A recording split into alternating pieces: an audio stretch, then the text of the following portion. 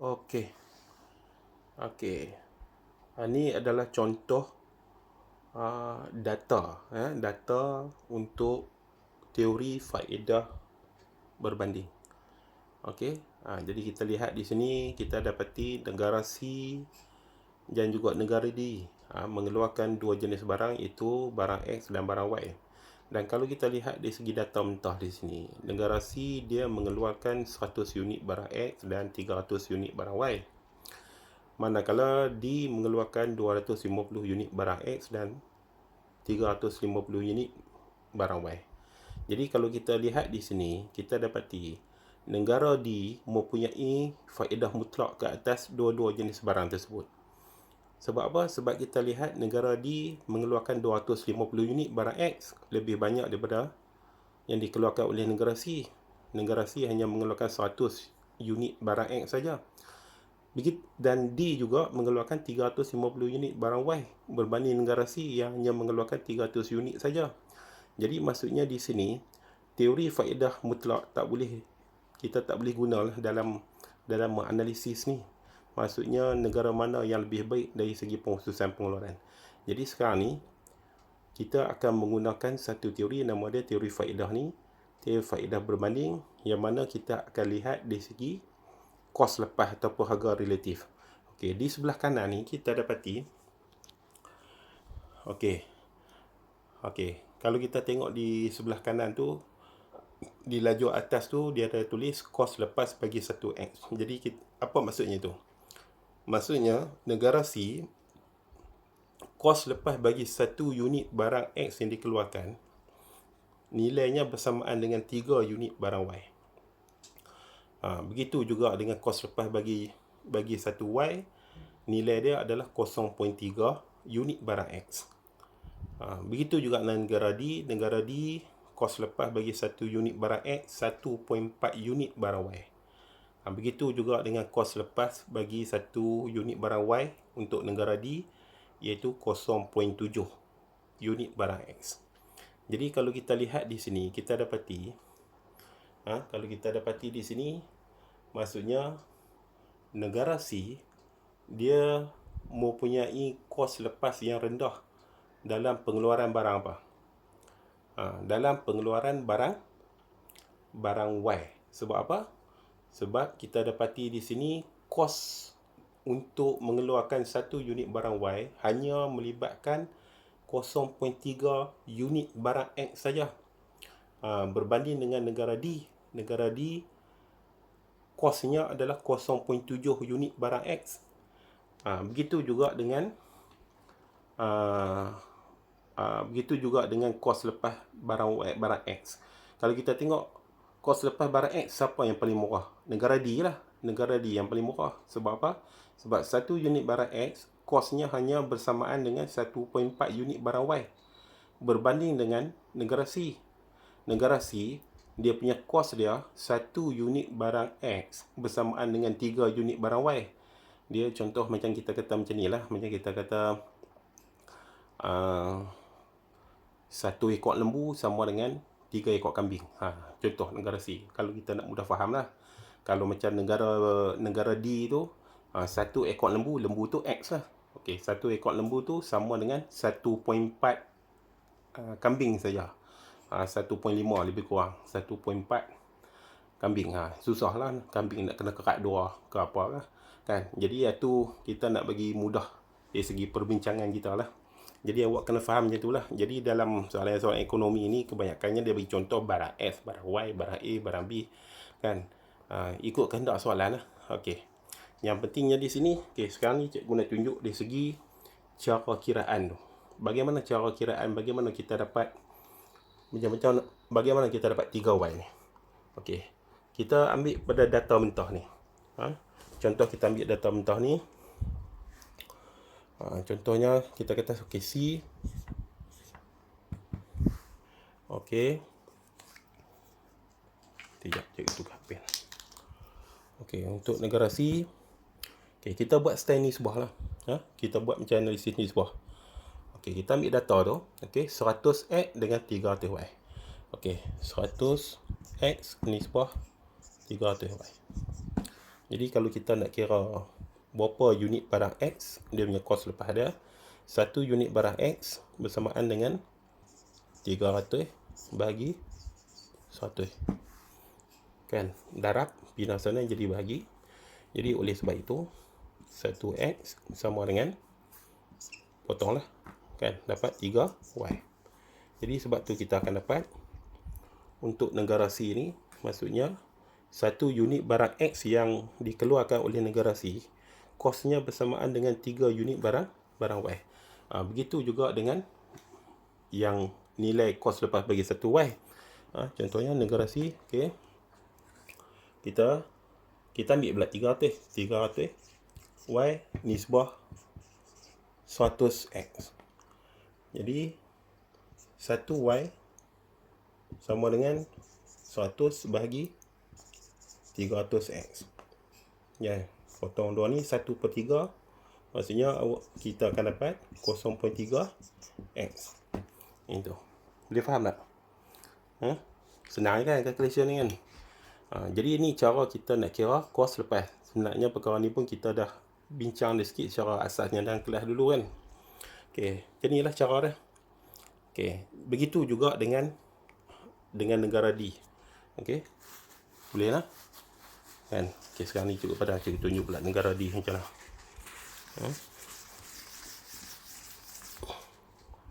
Okey. Kita guna the same method D. Okey. 250x sama dengan atau disebut dengan 350y. Okey. Jadi 1x sama dengan 350 bahagi dengan 250y. Okey. Yang tu. Jadi kita potong di sini, potong 5 kali 5, 5 kali 7. Kita ambil kalkulator lah, kan? So akan dapat 1x sama dengan 1.4y. Okey. Samalah dengan yang kos lepas bagi barang y. Sama juga. Kita ambil 350y nisbah 250x. Oleh sebab itu 1y sama dengan 250 bahagi dengan 350. Okey, potong 5, 7. So awak akan dapat 1y sama dengan 0.7x. Itu. Okey, kaedah yang sama. So dalam soalan nanti, dia tak akan bagi yang hujung ni. Dia tak akan bagi berapa kos lepas. Selalunya soalan dia akan bagi data mentah macam ni ya. Okey, daripada sini pelajar kena buat analisa. Okey, analisa kita yang pertama apa dia? Yang pertama kita kena identify negara mana yang mempunyai faedah mutlak ke atas jenis mana, ke atas barang mana, barang X ke barang Y. So dalam kes ni kita dapati negara D mempunyai faedah mutlak untuk kedua-dua jenis barang, itu barang X dan barang Y. Sebab apa? Sebab keluarannya lebih tinggi daripada negara C. Jadi maksudnya di sini oleh kerana faedah mutlak iaitu berpihak pada negara D bagi kedua-dua jenis barang pula, bermaksudnya kaedah faedah mutlak tu kita tak boleh guna sepenuhnya, maka kita kena guna faedah berbanding. Yang mana bagaimana kita nak menentukan faedah berbanding dengan cara kiraan kos lepas macam ni. Jadi daripada data mentah soalan macam ni, pelajar tu sendiri kena buat analisa dan kita sendiri kena tentukan berapakah kos lepas bagi negara C dan negara D untuk setiap unit barang X dan Y yang dikeluarkan. Maka kita akan bentukkan jadual yang macam ni lah. Jadi maksudnya pelajar mesti mampu mengeluarkan data yang macam ni. Bila kita dapat soalan yang data mentah macam ni. Okey, boleh faham lah? Okey, baik. Dalam bahagian ni awak kena bagi tumpuan sikit sebab dia agak teknikal sikit lah. Dia agak teknikal sikit. Okey, kita teruskan pembincangan kita. Okey. Oh, lupa. Di sini jumlah dia. Kalau kita tengok di sini sebelum ni, kira contoh ni sebelum pengkhususan 350, yang ni 650. So kalau negara C dan D ni tak buat pengkhususan, bermaksudnya dalam pasaran antarabangsa ni barang X hanya ada 350 unit dan barang Y hanya ada 650 unit. Ini kesan sebelum pengkhususan. Okey. Sekarang ni kita nak tentukan negara mana yang mempunyai faedah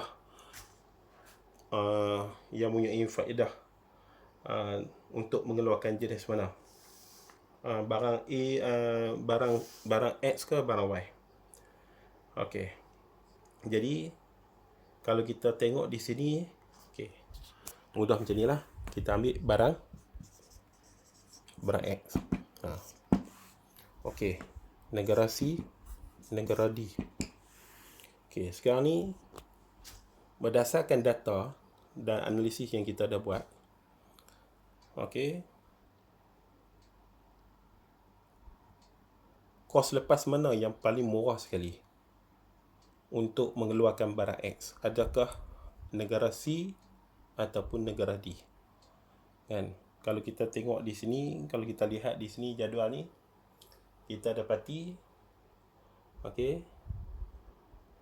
ambil masa. Negara mana yang mengeluarkan satu unit barang X yang mengeluarkan kos lepas yang paling murah? Jawapannya adalah negara apa?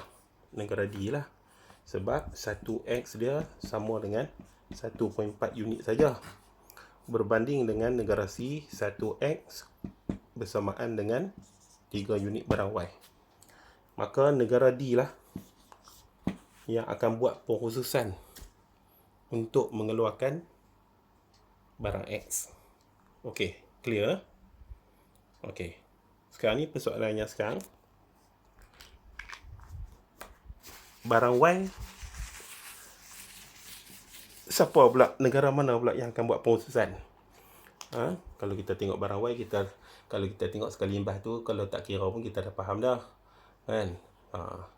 Kita tengok 1 unit barang Y bersamaan dengan 0.3x. So negara C lah yang kos lepasnya yang paling murah untuk mengeluarkan.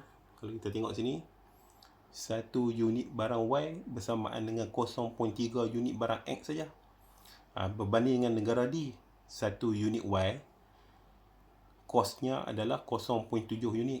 So yang paling murah untuk barang Y ni negara mana? Itu negara C. Kiraan macam tadi jugalah. Okey.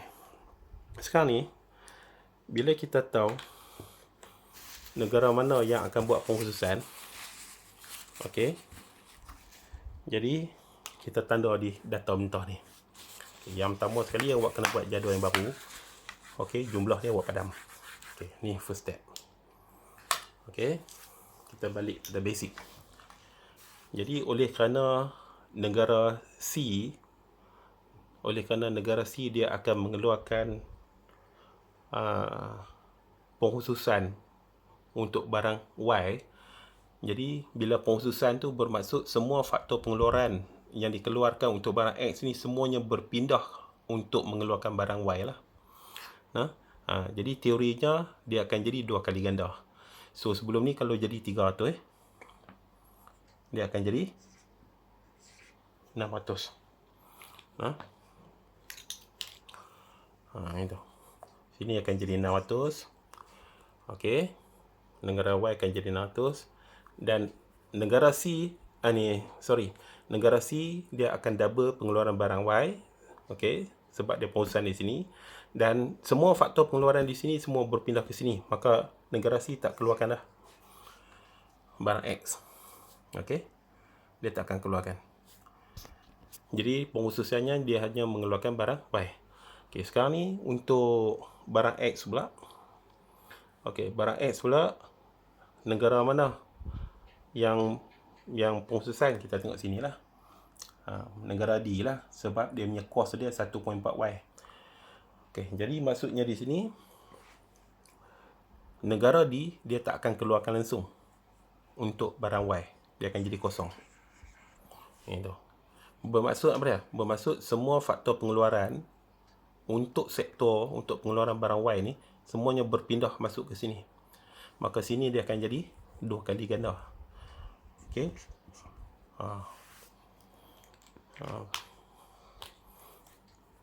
Okey, dia akan jadi 2 kali ganda, iaitu 500 unit. Maka di sini kita akan dapati sini 500, sini 600 unit. Okey. Okey, clear lah. Okey, maksudnya ni akan jadi jadual yang kedua. Jadual yang kedua. Tadi jadual yang pertama, iaitu sebelum perususan. Sekarang ni adalah jadual yang kedua. Setelah kita kenal pasti yang ni. Setelah kita kenal pasti negara mana yang mengeluarkan kos yang murah bagi setiap unit barang X dan barang Y. Okey, sekarang ni. Okey.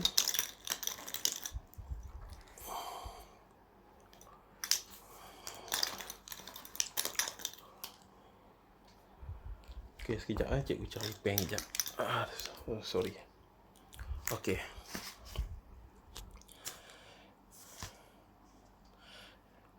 Okey. Sekarang ni kita nak lihat dari segi kadar pertukaran. Kita nak lihat dari segi kadar pertukaran. Kadar pertukaran bagi kedua-dua negara ni. Kedua-dua negara berdasarkan kos lepas dan harga relatif lah. Jadi kalau kita lihat di sini untuk negara C, untuk negara C contohnya di sini ya. Okey. Kalau kita tengok sini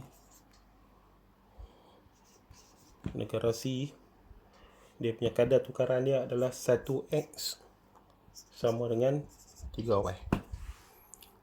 Itu. Berdasarkan kos lepas yang kita kira lah. Dan negara D pula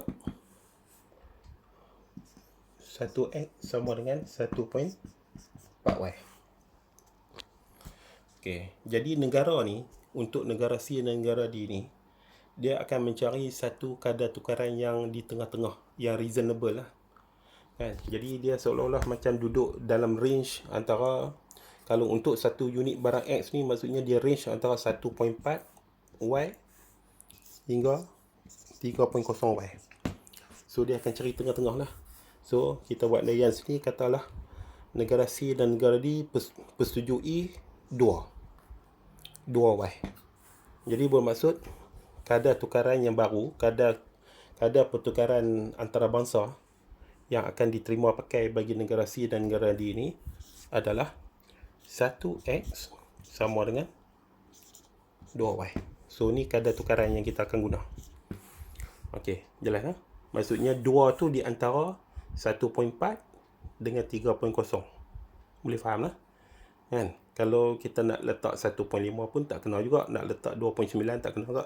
Jadi kita letak satu anggaran yang mana kadar tukaran tu menguntungkan dan dipersetujui oleh kedua-dua negara tersebut. Jadi 2 tu adalah nilai yang reasonable di antara nilai 1.4 dengan 3.0. Okey, clear lah. Okey, boleh faham lah. Okey, jadi bila kita dah faham macam ni kadar pertukaran ni, so kita kena bear in mind kata kadar pertukaran sekarang ni yang diguna pakai adalah 1X sama dengan 2 unit Y. Maksudnya nilai 1 unit barang X tu bersamaan dengan 2 unit Y. Okey. Sekarang ni kita kena buat jadual yang ketiga. Kita kena buat jadual yang ketiga. Itu data ni lah. Jadual yang ketiga. Maksudnya setelah berlaku perdagangan antarabangsa lah. Okey. Sekarang ni kita bagi contoh. Okey. Jika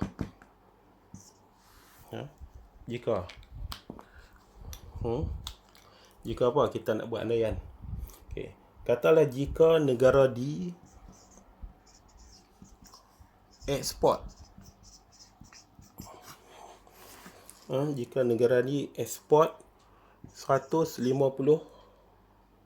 unit barang X ke negara C. Ni soalan kata macam tu. Dia kata, okey, kita kena buat kiraan. Kalau negara D ni nak ekspor 150 unit ke negara C. Okey, boleh? Kan? Boleh? Maksudnya, di sini kita kena buat sedikit perubahan. Perubahan apa? Okey, perubahannya macam ni. Okey, sekarang ni asalnya 500. Okey, sekarang asalnya 500. Sekarang ni negara D dia khusus dalam pengeluaran barang X 500.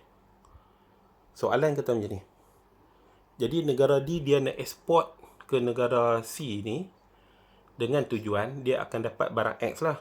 Maksudnya D ekspor barang X ke negara C, dan negara D dia akan import barang Y dari negara C. Dengan kata lain, C pula dia akan ekspor Y ke negara D. Sebab apa? Sebab Y tak ada keluaran barang Y kan. Itu. Okey, jadi maksudnya di sini dia akan tolak 150. Itu.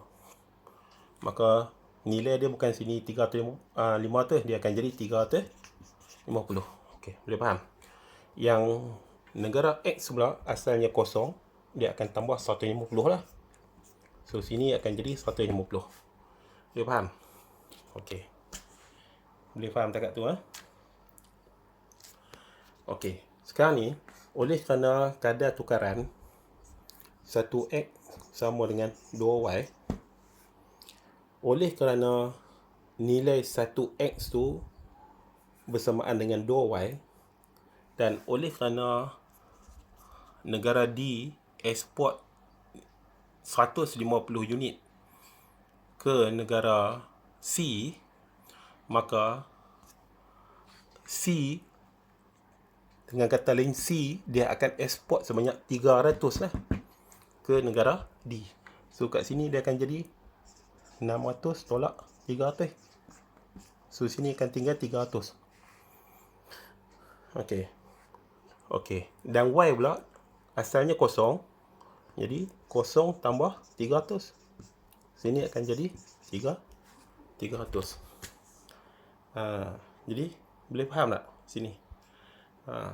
Sebab apa sini kurang 300? Sebab kita dah tahu dah kadar tukaran ni 1X sama dengan 2Y kan. 1X sama dengan 2Y. Itu. Jadi maksudnya bila negara D dia ekspor 150 unit X ke negara C kan, dan X ni pula nilai dia sama dengan 2Y, maka 300 ni daripada 600 ni akan ekspor ke negara D. Okey, jumlah tetap sama lah. Jumlah tetap sama. Okey, boleh faham? Inilah kita panggil keuntungan perdagangan akibat faedah berbanding lah. Itu.